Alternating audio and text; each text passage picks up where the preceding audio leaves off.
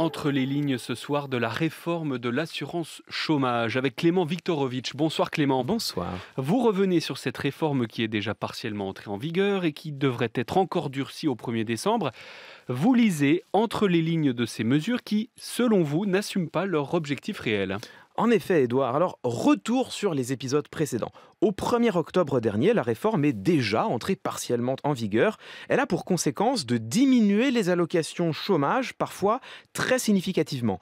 Selon l'étude d'impact officielle de l'UNEDIC, l'organisation chargée de gérer l'assurance chômage, la réforme pourra entraîner jusque 40% de baisse pour les personnes qui enchaînent les contrats courts et sont donc souvent les plus fragiles. Mais ce n'est pas fini. Au 1er décembre, la réforme sera effectivement durcie. Il faudra désormais avoir travaillé 6 mois au lieu de 4 pour commencer à toucher la moindre allocation. Certes, mais nous sommes aussi dans une période de reprise économique. N'est-ce pas le moment de procéder à une telle réforme ? Alors c'est précisément l'argument d'Elisabeth Borne, la ministre du Travail. Elle était ce matin l'invitée de nos collègues de France Inter. À un moment où la reprise est très dynamique, je le redis, où les entreprises embauchent massivement, où il y a même beaucoup d'entreprises qui ont des difficultés pour recruter, c'est le moment pour encourager le travail et c'est l'objectif de la réforme de l'assurance chômage. Alors, vous avez entendu l'argument principal, les entreprises ont du mal à recruter, il y a des postes vacants, ce qui signifie que certains chômeurs profiteraient de leurs allocations pour se la couler douce. Il est donc nécessaire d'encourager le retour au travail. Quand on se connecte sur Pôle emploi, on constate en effet qu'il y a plus d'1 million d'offres disponibles. Alors, ce chiffre, c'est un magnifique trompe-l'œil. Là-dedans, vous avez toutes les offres qui soit sont déjà pourvues, soit ont été annulées, mais n'ont pas encore été retirées de la base. Vous avez également un stock sans cesse renouvelé d'offres qui sont postées et trouvent rapidement preneur. Il vaut donc mieux se fier aux chiffres de la DARES, la direction statistique du ministère du Travail, qui parlait cet été de 260 000 postes non pourvus. On rappelle qu'il y a aujourd'hui près de 6 millions de personnes qui cherchent un emploi en France, dont 3,5 millions qui ne travaillent pas du tout.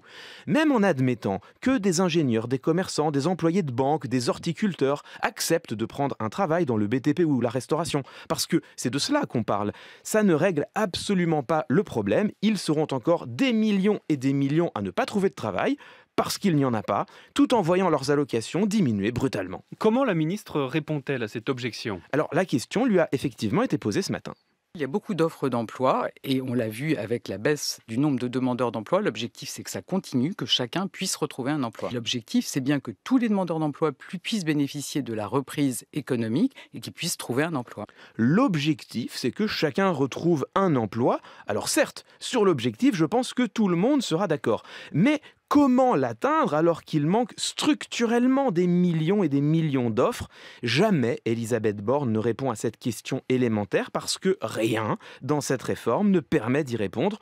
On est dans de la pure incantation. La ministre du Travail se contente de nous présenter la réalité telle qu'elle voudrait qu'elle soit, mais en aucun cas telle qu'elle est. Alors si la réforme ne permet pas de réduire significativement le chômage, à quoi sert-elle ? Eh bien, à réduire autre chose, à réduire les dépenses. L'UNEDIC, dans son étude d'impact officielle, prévoit que la réforme permettra d'économiser plus de 2 milliards d'euros par an en régime de croisière. Et cela, étonnamment, Elisabeth Borne n'en parle jamais. Comprenez-moi bien. On peut estimer que la protection sociale destinée aux plus précaires de nos concitoyennes et de nos concitoyens est trop généreuse en France. On peut souhaiter la réduire. Mais le minimum dans ce cas, c'est de le dire. La politique, ça n'est pas seulement décider, c'est aussi assumer ses décisions. Le gouvernement ne l'a encore jamais fait sur cette question. Merci beaucoup Clément Viktorovitch.